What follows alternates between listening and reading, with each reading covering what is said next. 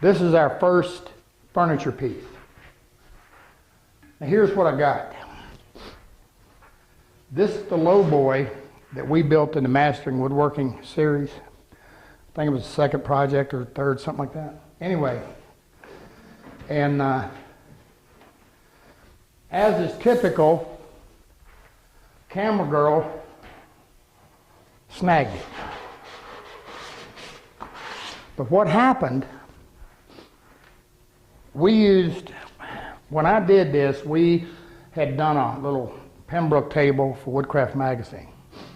So when I went and measured Pembroke and all this, this table, old mahogany table, was 250 years old or whatever it was. Anyway, I paid real close attention and got good photographs of the color. And so I matched it. Now what matched it was I took General Finishes orange dye, and I put the orange dye on, then I came back with General Finishes rosewood stain, a layered color. Now I used the General Finishes Endurovar. That's the oil modified urethane or whatever it is. Anyway, so this finish, I guess I don't even remember the time element, a year and a half, whenever how long it's been, started to crack. And because the drawer fronts are veneered and the top has got a veneer on it, they were assuming that it was the veneer cracking. I didn't think so. But anyway, I'm like, this ain't gonna work. So here's where I'm at. I stripped it. I don't know what went wrong, but I literally took a razor blade and scraper and scraped it all off and sanded it. Now one of the other things I did, because this is mahogany, and it's a nice mahogany, so it's pretty tight grain, is I didn't grain fill it, but I blotch controlled it.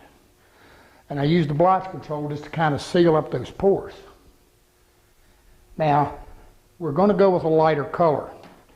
You can see underneath the color it was. It was pretty dark, but it matched the old. Now underneath I don't have any issue, but also know that underneath it didn't have that much finish on it. So again, I'm not sure what went wrong. I've used the Endurovar on several other projects since, and no issue. But sometimes that's just finishing. I mean, things happen. So what I'm going to, so I stripped it.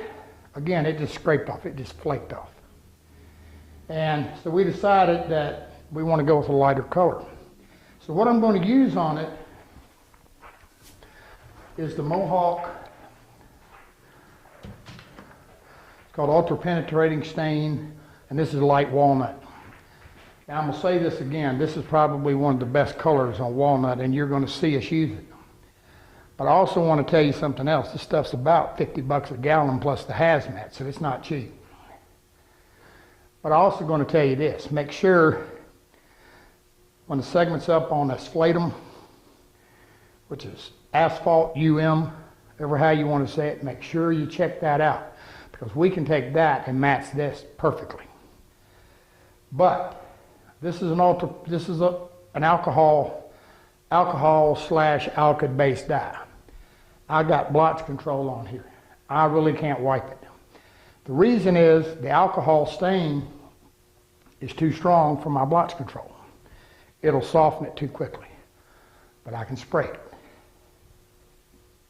And that's what I'm gonna do. Now remember, the other thing with the dye is I can put as many coats as I want. Now one of the issues that we have a little bit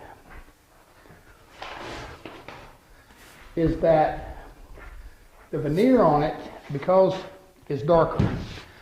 Now you can't really see this edge yet, but the top's already been dyed. But you can see, can you see a little bit? The veneer is actually a little bit darker than the mahogany. Now why would that be?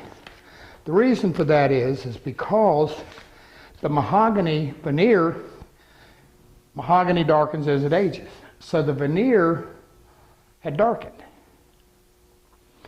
And it's dark, you know, when it went on, it was darker than the new mahogany. So I may have to do a little toning here or mess with it a little bit. Now the other thing I'm going to draw your attention to is I've got to dye the bottom of it. And what I've done, the reason I've got the tape around it is for what's called blowback. What that means is when I spray this dye, if I've got it up on some sticks or something, what's going to happen is that overspray is going to go down, hit that table, and blow back under. It'll bounce under. So by putting this tape around and forming myself kind of like a dam, when I spray this, that's going to prevent that from happening. The other thing is I'm going to lay it flat down on the table so nothing can go under it.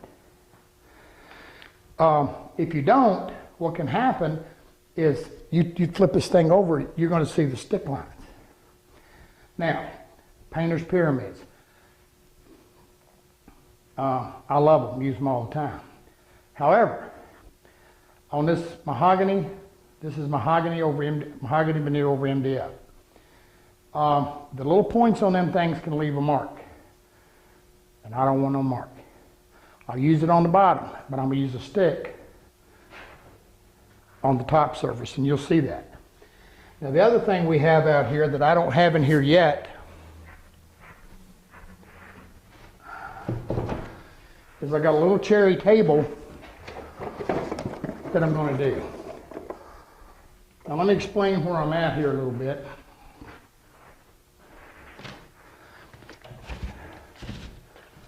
This happens to be someday in June. But I know we got granddaughters and kids and all that graduating. So camera girls, one of camera girls' youngins.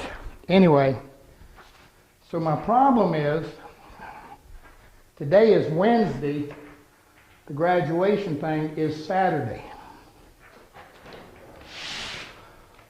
And she's got this big hole where her low boy used to be. So I got to get this thing done. And she also wants that little cherry table to finish things out in there. All right. So what I'm going to do, again, by using this alcohol-based dye, it's going to dry 10 minutes, it'll be dry. Pretty warm in here too.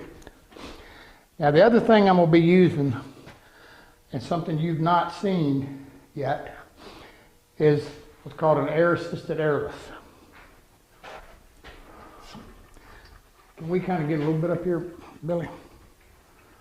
Now what an air-assisted airless is, I've got my finish setting here. It pumps up into a pump and the fluid is compressed, or put under pressure, not compressed, but put under pressure. So we're using about 30 pounds of pressure on the fluid, but I've only got about 10 pound of pressure on the line. Now it kind of, it's kind of like, you know, a latex sprayer or a paint sprayer where it just completely pressurizes the fluid. The pump. Now this is running a .04 needle nozzle. This system's made by Kremlin, and we've had this thing for, oh God, 20 years, 15 years. But the other thing I'm going to use in this is I'm using the Gemini conversion varnish, conversion coating. It's a catalyzed product. Now I've told you, this is not something you want in your home. It's pretty nasty stuff. But like I said, we got a big air exchange up here. We got a big exhaust fan over here, so we're okay. We're going to be moving it through. But the first thing I got to do is get color on this and get ready to go. I hope we don't run into no problems, but if we do, you're going to see it. So what I'm going to do right now, I'm just going to take my Harbor Freight gun, happen to be the one I pick up. Now I've gotten some emails and they've asked me if I think the Harbor Freight's as good as the Wood River. No. A little bit better machining there, but they work most of the time. Anyway, so I'm going to spray the dye on this. Now you notice I strained the dye. Now that's a factory made dye, so I probably wouldn't have to.